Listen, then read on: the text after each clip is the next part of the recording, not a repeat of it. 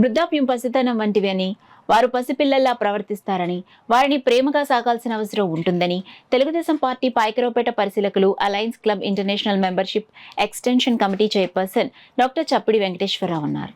జాతీయ వృద్ధుల దినోత్సవం పురస్కరించుకుని స్థానిక సూర్యనగర్లో గల జనావళి వృద్ధుల ఆశ్రమంలో వృద్ధుల దినోత్సవ వేడుకలు alliance club Swathi helping and అధ్యక్షులు పెంకే గోవిందరావు అధ్యక్షతన జరిగినవి.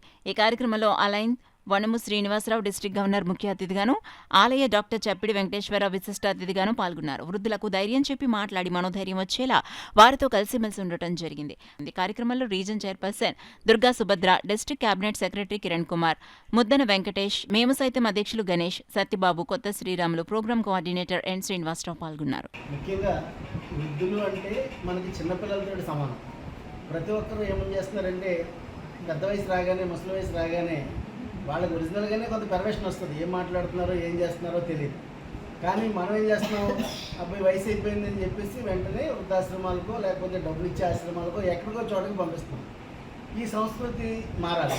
ఈ పెద్దల్ని మన ఇంట్లోనే పెట్టుకుని ఎంత కష్టమైనా కష్టం లేకుండా ఉండదు. చిన్నప్పుడు మనల్ని ఏ విధంగా తల్లిదండ్రులు కష్టపడి పెంచుతున్నారో అదేవిధంగా వయసు వచ్చిన తర్వాత తల్లిదండ్రులు మనం ఆ విధంగా సాకాలి. ఆ విధంగా ఉన్నప్పుడే మన జన్మ సార్థకం అవుతుంది. ఈ ఆశ్రమం నందు ఈరోజు మరి ఫ్రూట్స్ అవి ఇవ్వడానికి ముందుకు వచ్చినందుకు వాళ్ళకి ప్రత్యేకమైన ధన్యవాదాలు.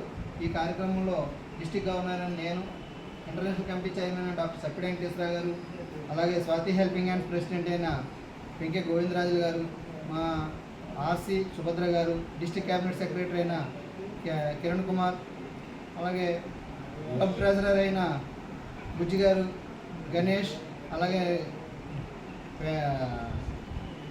శ్రీనివాస్, శ్రీను,